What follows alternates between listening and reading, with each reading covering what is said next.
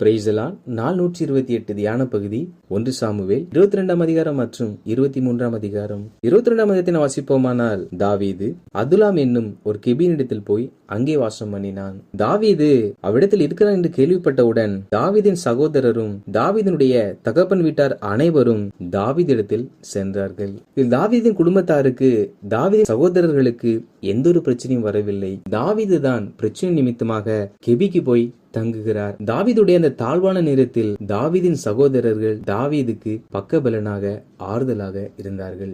தேவப்பிள்ளைகளாகிய நாமும் கூட நம் உறவினர்களுடைய இன்ப துன்பங்களில் பங்கேற்க வேண்டும். அவர்கள் குறையப்படும் பொழுது நாம் அவர்களை சந்திக்கிறவர்களாக, அவர்களை பலப்படுத்துகிறவர்களாக, அவர்களுக்கு ஆறுதல் செய்கிறவர்களாக இருக்க வேண்டும். தாவீதின் தகப்பன் வீட்டார் மாத்திரமல்லாமல் இன்னும் அநேக ஜனங்கள் தாவீதை தேடி வந்தார்கள். அவருடைய தொகை 400 இருந்தது. இவர்கள் எப்படிப்பட்ட ஜனங்களா இருந்தார்கள் என்றால், பிற ஜனங்களால் ஒடுக்கப்பட்டவர்களாகவும் பிறரிடத்தில் கடன்பட்டவர்களாகவும் தங்களுக்கு இருக்கிற பிரச்சனைகளை கண்டு முறுமுறுக்கிறவர்களாகவும் இருந்தார்களாம். இப்படிப்பட்டவர்கள் மேல் தாவீது தலைவனாயிருந்தான். இன்றும் கூட இப்படிப்பட்ட ஜனங்கள் சபைகளில் இருப்பார்கள். தேவனாய கர்த்தர் ஒடுக்கப்பட்ட அவர்களுக்கு விடுதலை கொடுத்து கடன்பட்ட அவருடைய கடன்களை எல்லாம் மாற்றி முறுமுறுக்கிற அவர்களை சாட்சி உள்ளவர்களாக கர்த்தர் மாற்ற வைப்பார். பின்பு தாவீது மிஸ்பேக்கு போய் மோவாபின் ராஜாவிடத்தில், தேவன் என்னை எப்படி நடத்தவர் என்று நான் அறிய மட்டும் என் தகப்பனும் என் தாயும் உங்களிடத்தில் தங்கி இருக்கும்படி தயவு செய்யும் என்பதாக கேட்டுக்கொண்டார். அதாவது தாவீது இப்பொழுது தன் வாழ்க்கையை என்ன செய்ய வேண்டும் என்று தெரியவில்லை. அவரை கொலை செய்யும்படி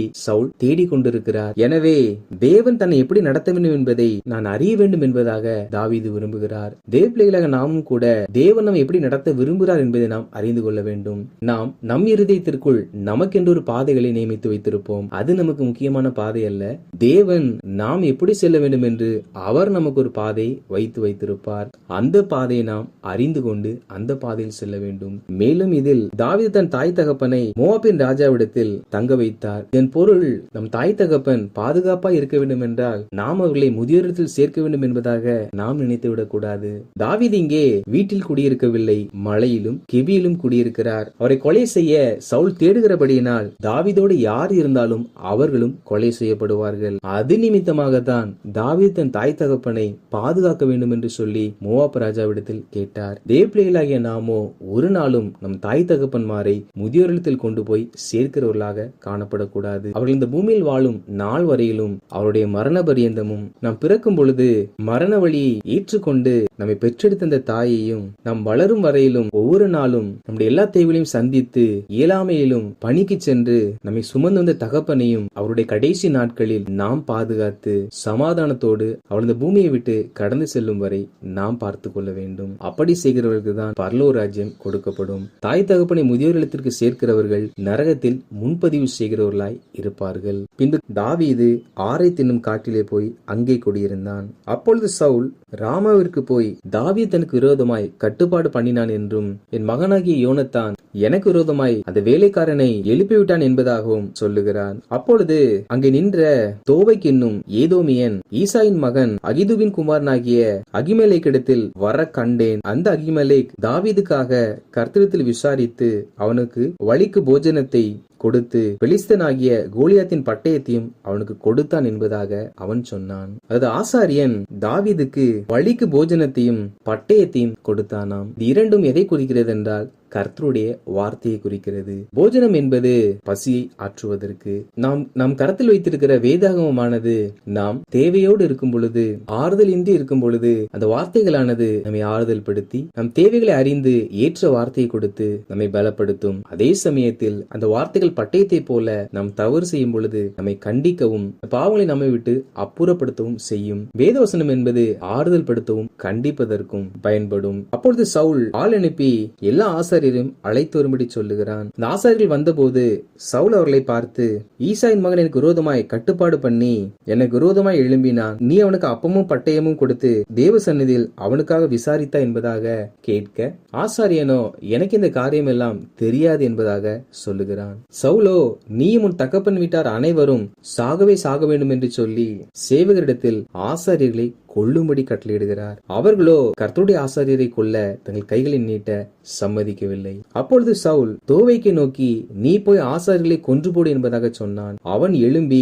கிட்டத்தட்ட 85 ஆசாரியர்களை கொன்று போட்டான். அவர்கள் மாத்திரமல்லாமல் அவர்கள் கொடுக்கப்பட்ட பட்டணத்தையும் அதிலிருந்த எல்லா ஸ்திரீகளையும் பிள்ளைகளையும் குழந்தைகளையும் கூட அந்த தோவை வெட்டி போட்டான். அப்பொழுது அகிதூபின் குமாரனாகிய அகிமேலேக்கின் குமாரரில் அபியாத்தார் என்னும் பேர் உள்ள ஒருவன் மாத்திரம் தப்பி தாவீதிடத்தில் ஓடி போய் சவுல் கர்த்தருடைய ஆசாரியர்களை கொன்று போட்ட செய்தி தாவீதுக்கு அறிவித்தான். தாவீது நீ என் ஆதரவில் இரு என்பதாக அபியாத்தாரை தன்னோடு கூட சேர்த்து கொண்டான். 23ஆம் அதிகாரத்தை வாசிப்போமானால் அதில் பெலிஸ்தர்கள் கேகிலாவின் மேல் யுத்தம் பண்ணினார்கள். அது தாவீதுக்கு அறிவிக்கப்பட்ட போது தாவீது, நான் போய் பெலிஸ்தரை முறியடிக்கலாமா என்று கர்த்தரிடத்தில் விசாரித்தான். கர்த்தர், நீ போ, பெலிஸ்தரை முறியடித்து கேகிலாவை ரட்சிப்பா என்பதாக சொன்னார். பிரச்சனை வந்தவுடன் தாவீது யுத்தத்திற்கு செல்லாமல் கர்த்தரிடத்தில் விசாரிக்கிறார். நாமும் கூட எந்த ஒரு காரியத்தையும் செய்யும் முன்பாக கர்த்தரிடத்தில் விசாரிக்க வேண்டியது மிக அவசியமாகும். ஆனால் தாவீதோடு கூட இருந்த மனுஷரோ, நாங்கள் இப்பொழுதே பயப்படுகிறோமே, பெலிஸ்தருக்கு விரோதமாய் எப்படி நாங்கள் யுத்தம் செய்வது என்பதாக சொன்னார்கள். எனவே தாவீது மறுபடியும் கர்த்தரிடத்தில் போய் விசாரிக்கிறான். கர்த்தரோ, நீ எழும்பி கேகிலாவுக்கு போ, நான் பெலிஸ்தரை உன் கையில் ஒப்பு கொடுப்பேன் என்பதாக சொன்னார். தேவ பிள்ளைகளாகிய நாம் கர்த்தர் நிமித்த பாதையில் செல்லும் பொழுது சில நபர்கள் குறுக்கிட்டு நமக்குள்ள இருக்கிற விசுவாசத்தையும் குறைத்து போட கிரியை செய்வார்கள். ஆனால் நாமோ அவர்கள் சொல்லுகிற வார்த்தையை கேட்டு கர்த்தர் சொன்ன வார்த்தையை மறக்காமல் மறுபடியும் கர்த்தத்தில் விசாரித்து கர்த்தருடைய வார்த்தையை மாத்திரம் நாம் நோக்கி பார்த்து பலப்பட்டு வாழ்க்கையின் பாதையெல்லாம் கடந்து செல்கிறவர்களாய் காணப்பட வேண்டும். தாவீது கர்த்தர் சொன்ன வார்த்தையை ஜனங்களுக்கு அறிவித்து தன் மனுஷரை கூட்டிக் கொண்டு கேகிலாவுக்கு போய் பெலிஸ்தரோட யுத்தம் பண்ணி கேகிலாவின் குடிகளை ரட்சித்தான். தாவீதை போல ஆண்டவராகிய கர்த்தர் நாம் வசிக்கிற பட்டணத்தை, இந்த கிராமத்தை, அந்த தெருவை நம் கரத்தில் ஒப்பு கொடுத்திருக்கிறார். நாம் இருக்கிற பகுதியில் ஒடுக்கப்பட்டவர்கள், கடன்பட்டவர்கள், முறுமுறுக்கிறவர்கள் அநேகர் இருக்கிறார்கள். அந்த குடிகள் எல்லாரையும் ரட்சிக்க வேண்டியது நம் கடமையாகும். அப்படி நாம் எழும்பி நாம் போராடும் பொழுது கர்த்தர் அநேக ஆத்துமாக்களை அந்த பகுதியில் ரட்சிப்பார். தாவீது கேகிலாவுக்கு வந்தது சவுலுக்கு அறிவிக்கப்பட்ட போது சவுல் எல்லா ஜனத்தையும் யுத்தத்திற்கு அழைத்தான். சவுல் தனக்கு எதிரே வரப்போகிறதை தாவீது கேள்விப்பட்ட பொழுது கர்த்தரிடத்தில், கர்த்தாவே, சவுல் என்னை அழிக்க வருகிறதை நான் நிச்சயமே அறிந்தேன். சவுல் வருவானா என்பதாக கேட்டான். கர்த்தர் அவன் வருவான் என்பதாக சொன்னார். கேகிலா பட்டணத்தார் என்னையும் என் மனுஷரையும் சவுல் கையில் ஒப்பு கொடுப்பார்களோ என்பதாக கேட்டான். ஒப்பு கொடுப்பார்கள் என்பதாக கர்த்தர் சொன்னார். தாவீது தான் இந்த கேகிலா குடிகளை பெலிஸ்தர் கரத்திலிருந்து ரட்சித்தான். ஆனாலும் சவுல் வருவார் என்றால் இவர்கள் தாவீதை சவுல் கையில் ஒப்பு கொடுப்பார்களாம். தாவீதை கர்த்தரிடத்தில் விசாரித்ததனால் தாவீதுக்கு தெரிய வந்தது. இல்லாவிட்டால் தாவீது அங்கே இருந்திருப்பார். சவுல் வரும்பொழுது கேகிலா பட்டணத்தார் தாவீதை சவுலிடத்தில் ஒப்பு கொடுத்திருப்பார்கள். எனவே தேவ பிள்ளைகளாகிய நாம் எல்லா காரியத்தை குறித்தும் தேவனிடத்தில் விசாரிக்க வேண்டும். எனவே தாவீது அவ்விடத்தை விட்டு புறப்பட்டு சீப் வனாந்திரத்திற்கு போய் அங்கே ஒரு மலையில் தரித்திருந்தார். சவுல் அனுதினமும் தாவீதை தேடியும் தேவன் தாவீதை சவுல் கையில் ஒப்பு கொடுக்கவில்லை. அப்படி என்றால் நமக்கு விரோதமாய் எத்தனை பேர் எழும்பினாலும் ஒருவரும் நம்மை ஏதோ ஒன்றும் செய்ய முடியாது. எனவே தாவீது இங்கே ஒவ்வொரு இடத்திலும் தப்பிக்கவில்லை. கர்த்தர் தாவீதை தப்புவித்தார். அப்பொழுது யோனத்தான் எழுந்து காட்டில் இருக்கிற தாவீதிடத்தில் போய் தேவனுக்குள் அவன் கையை திடப்படுத்தினான். தாவீது இக்கட்டில் இருக்கும் பொழுது யோனத்தான் தாவீதை திடப்படுத்தினானாம். தேவ பிள்ளைகளாகிய நாமும் கூட வனாந்திர பாதையில் செல்லுகிறவர்களை பார்ப்போம் என்றால் அவர்களை நாம் திடப்படுத்துகிறவர்களாய் காணப்பட வேண்டும். காரணம், இக்காலத்தில் மனுக்குலம் என்பது ஆறுதலை தேடி அலைந்து கொண்டிருக்கிறது.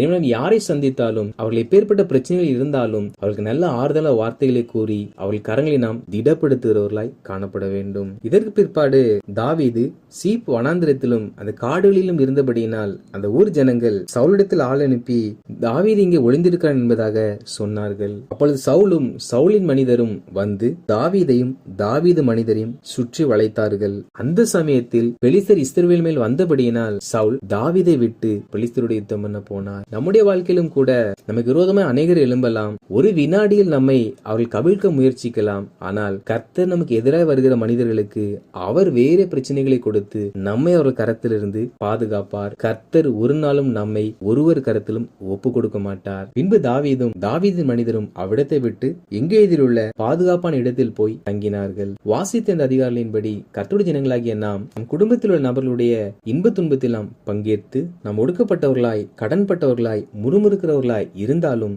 தொடர்ந்து கர்த்தரை தேடும் பொழுது கர்த்தர் நம் ஒடுக்கத்தை மாற்றி, நம் கடன் பிரச்சனைகளை மாற்றி, முறுமுறுக்கிற நம்முடைய வாழ்க்கையும் அவர் மாற்றி, வேதத்தை வாசிக்கும் பொழுதெல்லாம் நமக்கு ஆறுதலான வார்த்தையும் கண்டிப்பான வார்த்தையும் கொடுத்து நம்மை நடத்துவார். நாமோ நாம் செய்கிற எல்லாவற்றிலும் அதை செய்வதற்கு முன்பாக கர்த்தரிடத்தில் விசாரித்து வனாந்திர பாதையில் வளர்கிறவர்களை நாம் திடப்படுத்தி பிறரை கை தூக்கி விடுவோம். நிச்சயமாய் கர்த்தர் நம்மை பலப்படுத்தி நம்மை ஒருவர் கருத்திலும் ஒப்புக்கொடாதபடிக்கு என்றென்று நம்மை பாதுகாத்து வழி நடத்துவார். ஆமேன்.